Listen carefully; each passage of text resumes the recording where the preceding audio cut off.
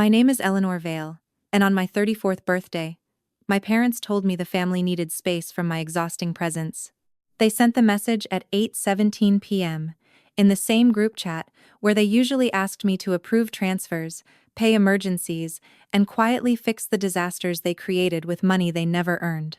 My mother, Meredith, wrote, "We need space, Eleanor. Please stop contacting us until you learn how to be less negative." My father, Graham, read it and said nothing. My younger sister, Bianca, reacted with a champagne emoji. They thought they had finally cut off the difficult daughter. What they forgot was simple.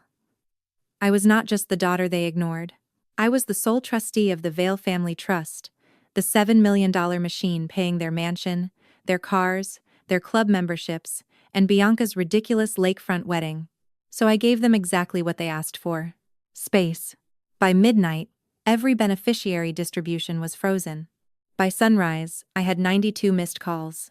And before I finished my first cup of coffee, my entire family was outside my apartment door, pounding hard enough to make the hinges scream. Before I tell you what happened next, write this in the comments. Have you ever been treated like the problem by people who were secretly depending on you? If that hit a nerve, subscribe, because this is not a story about revenge. This is a story about the day I stopped funding people who hated me. The rain had been falling all afternoon, washing silver trails down the windows of my apartment.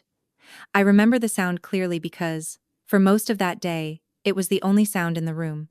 No laughter, no phone calls, no birthday song. I had bought myself a small lemon cake from the bakery downstairs. It sat unopened on the kitchen counter beside one candle I never lit.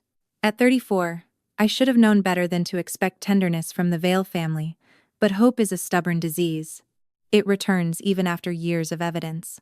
At 7:45 p.m., I changed out of my office blouse, made tea, and checked my phone again. Nothing from my mother, nothing from my father, nothing from Bianca. The last message in the family chat was from Bianca 3 days earlier, a photo of her hand resting on the steering wheel of a new convertible. "Early wedding gift from Mom and Dad," she had written. I had approved the transfer that paid for it. That was the part nobody mentioned. In our family, I was invisible until someone needed my signature. Then suddenly I was responsible, brilliant, dependable, the only person who truly understood grandfather's wishes. But when there were dinners, vacations, photographs, or celebrations, I became too intense, too serious, too negative. Still, that night, I made the old mistake. I reached first. I typed, "Hey everyone, just finished work. Since it's my birthday, would anyone be free for dinner or even a quick drink? My treat." My treat. Even on my birthday, I offered to pay. 3 dots appeared, then vanished, then appeared again. I sat forward like a child waiting for approval. Pathetic, maybe. Human, definitely. 2 minutes later, my mother's message arrived. "We need space, Eleanor. Please stop contacting us until you learn how to be less negative." I read it once. Then again. Then a third time, because some sentences do not enter the body immediately. They stand outside the skin, waiting for your heart to understand them. Before I could answer, Bianca reacted with a champagne emoji. Not a sad face. No shock. A champagne emoji, as if my removal from the family was something worth toasting. I waited for my father to intervene.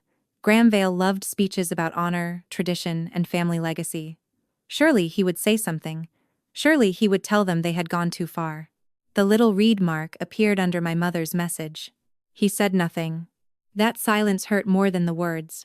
For a moment, the old Eleanor came crawling back.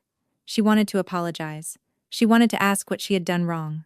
She wanted to promise she would smile more, speak less, approve faster, ask fewer questions. Then something strange happened. Nothing. No tears came. No panic. No begging. Just a clean, quiet break somewhere inside me.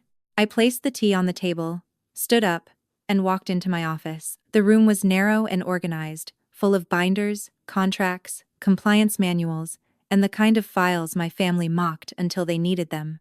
In the lowest drawer of my desk was a black encrypted banking token. It looked harmless. It was not. My grandfather, Arthur Vale, had built his fortune in agricultural equipment, warehouses, and land nobody wanted until highways made it valuable. He was not warm, but he was observant. Before he died, he looked at my father and saw a man who could spend faster than interest could grow. He looked at my mother and saw a woman who believed luxury was proof of love. He looked at Bianca and saw a golden child who mistook applause for competence. Then he looked at me, the quiet one, the one who read every document before signing, the one nobody invited to the party, but everyone called when the bill came due. Arthur made me sole trustee, not co-trustee, not assistant trustee, sola trustee. The decision humiliated my parents. They smiled at the funeral, then spent the next decade acting as if my authority was an annoying technicality.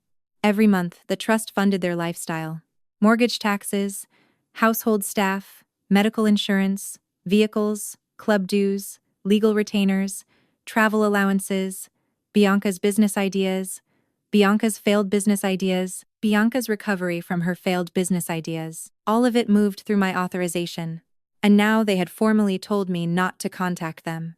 I opened the secure portal. The dashboard loaded slowly.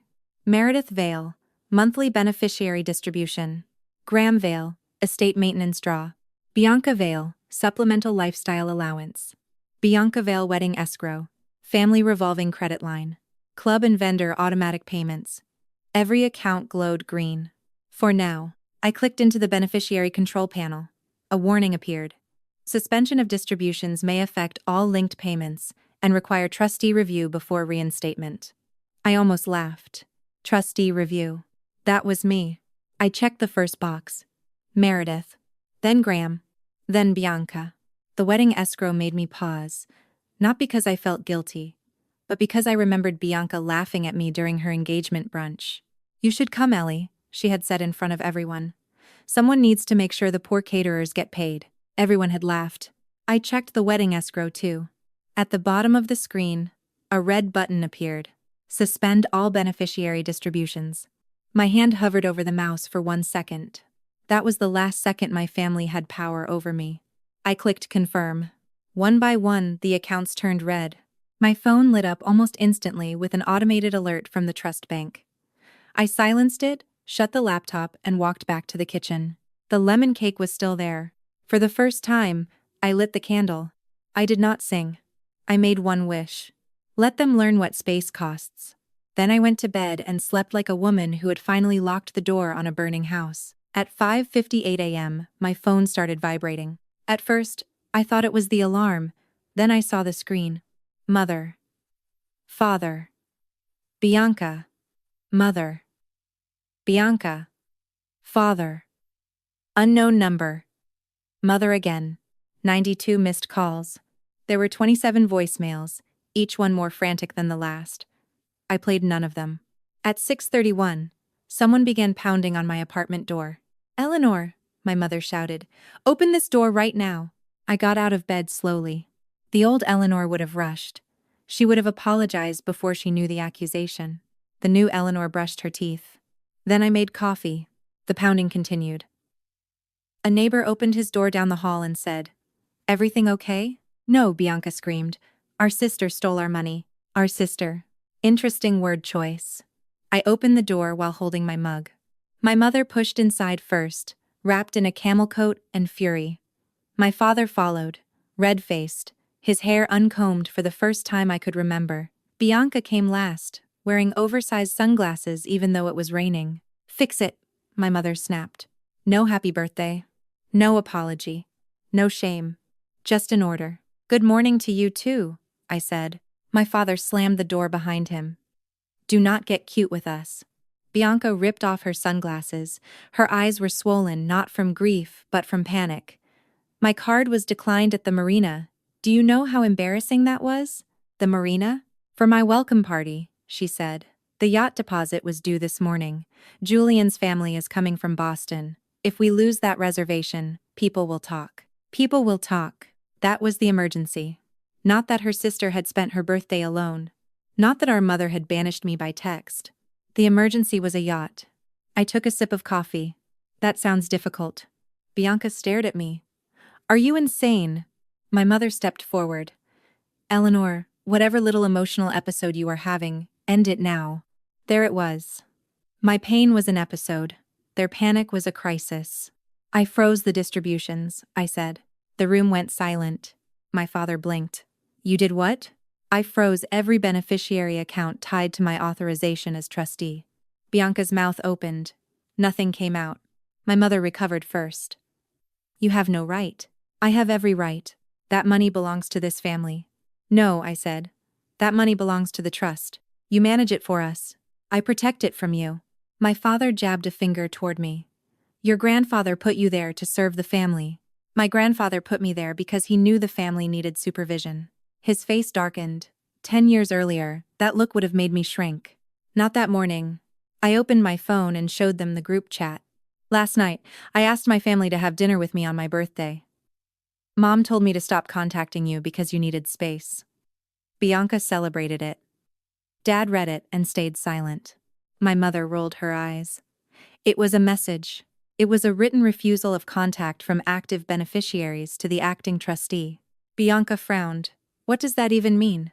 It means I cannot ethically continue discretionary distributions to beneficiaries who refuse communication required for compliance review, asset protection, and fiduciary reporting.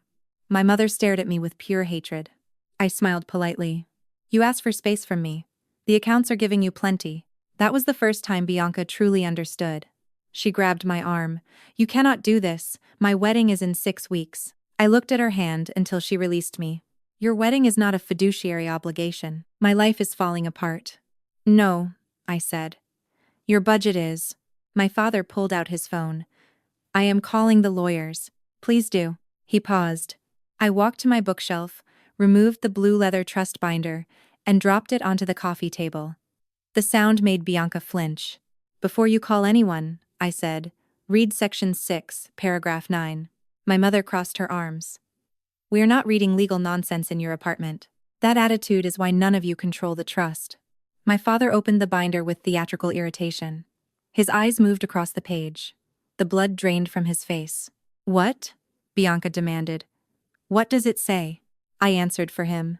Any beneficiary who threatens, harasses, attempts to intimidate, litigate against, or interfere with the trustee's independent authority triggers a mandatory 6-month freeze of all discretionary distributions. Bianca whispered. 6 months? No emergency draws, I said. No wedding exceptions. No country club payments. No legal loopholes. My mother's voice dropped. Arthur would never allow this. Arthur wrote it. My father slowly lowered his phone. For the first time in my life, Graham Vale had nothing to threaten me with. But then my mother made the mistake that cracked the whole family open. This is bigger than your feelings, she hissed. If the trust does not release funds today, the lender takes the house. I stopped breathing. What lender? My father turned sharply. Meredith. She froze. Bianca looked at the floor. The house, the old Vale estate, was not theirs to mortgage. It sat inside the trust, bought outright by Arthur in 1989. My parents had occupancy rights, maintenance rights, and enough arrogance to pretend ownership, but they did not own it. No legitimate lender could place debt against it without my notarized approval. And I had never approved a loan. I set down my coffee. What lender? I repeated. My mother's lips trembled. My father said, That is none of your concern. I laughed once, short and cold. A debt against trust property is exactly my concern. Bianca said, Can we not do this right now? There it was again. Do not ask questions. Do not create discomfort. Just sign, pay, smile, disappear. I opened the door. You need to leave. My mother stared at me. You cannot throw us out. I can, and if you continue pounding on my door, I will document it as harassment under Section 6. My father grabbed the binder. I took it back before he could lift it. Copies are expensive, I said. They left in silence. Bianca cried all the way down the hall. I waited until the elevator doors closed. Then I drove to my office. People think revenge feels hot. It does not. Real revenge, the kind that survives courtrooms, feels cold. It feels like passwords, timestamps, certified copies, and clean documentation. By 8:40 a.m., I had pulled county property records. By 9:15, I had found the lien, $2.4 million, filed 8 months earlier by Northbridge Capital Recovery, hard money lender, Aggressive foreclosure clause. 30-day default window. The signature page made my stomach turn. My name sat at the bottom. Eleanor Vale. Except it was not my signature. The E curled wrong. The pressure broke in the middle. Whoever forged it had copied shape, not rhythm. Beside the signature was a notary stamp. Julian Cross. Bianca's fiancé. A corporate attorney. I leaned back in my chair and stared at the screen. My sister's perfect wedding was not just funded by family money. It was sitting on top of a forged lien, notarized by the groom, against a trust property they had no authority to pledge. That was not drama. That was a crime. And crimes leave better evidence than insults. At 11:03, my mother texted. "Sweetheart, emotions were high. Let us talk calmly as a family." Sweetheart. She had not called me that in 9 years. At 11:09, Bianca wrote, "Please do not ruin this. Julian's parents are important people." At 11:16, my father wrote, "There are details you do not understand." I understood enough. By noon, I had emailed the trust attorney, the bank compliance officer, and a forensic document examiner. I included the group chat, the freeze confirmation, the lien document, and a note asking for immediate preservation of all records. Then I waited. Not because I was unsure. Because traps work better when desperate people think you are lonely enough to walk into them. The invitation came at 3:22 p.m. A reconciliation dinner. Private dining room. Harrow Club. 7:30 p.m. My mother wrote, "No lawyers, just family." That was when I knew lawyers would absolutely be needed. I arrived at the club in a black dress. Bianca once said made me look like a funeral director. The hostess led me past the dining room and into the ballroom. Not private. Not family. There were at least 80 people inside. Bianca's wedding investors, her future in-laws, country club friends, bankers, local donors, and Julian's colleagues. My mother had turned reconciliation into theater. She wanted witnesses, pressure, and public shame. Poor woman. She forgot I work best with records and audiences. Bianca rushed over first. "Do not make a scene. You invited me to one." She gripped my elbow. "Julian says the lender issue is a misunderstanding. If you sign a corrective authorization tonight, everything goes away." A waiter passed with champagne. I looked at my sister. There it is. What? The reason I was invited. Her face hardened. "For once in your life, stop being selfish." That sentence used to work. That night, it just sounded tired. My father stepped onto the small stage near the floral arch and tapped a glass. "Everyone, thank you for being here. As you know, family can be complicated, but love always wins." I admired the performance. Then Julian approached me with a folder. "All we need is a retroactive trustee acknowledgement," he whispered. "No one has to know." I looked at the folder. "You notarized my forged signature." His smile froze. "Careful," he said quietly. "Accusations have consequences. So does forgery." He stepped back. Across the room, the projection screen flickered on. My father frowned. "Who turned that on?" The first slide appeared. Northbridge Capital Recovery. Loan agreement. $2.4 million. The room quieted. My mother turned toward me with murder in her eyes. I walked to the microphone. "My name is Eleanor Vale. I am sole trustee of the Vale Family Trust. Tonight, I was invited here to be pressured into validating a fraudulent loan against trust property." Gasps rippled across the ballroom. Bianca screamed, "Turn it off." No one moved. The next slide showed 2 signatures side by side. The signature on the left is mine. Verified across 12 years of trust documents. The signature on the right was used to secure a private loan.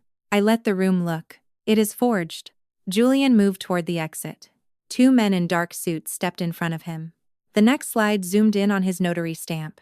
Julian Cross notarized that forged signature. Someone dropped a glass. My mother shouted, "She is lying." I raised my phone. Every document has already been sent to the trust attorney, the bank, and Northbridge Compliance. The freeze remains in effect. Any attempt to intimidate me extends it. My father looked smaller than I had ever seen him. Bianca sobbed. "My wedding. Not, I am sorry. Not, what did Julian do? Just my wedding." That was the final piece of proof I needed.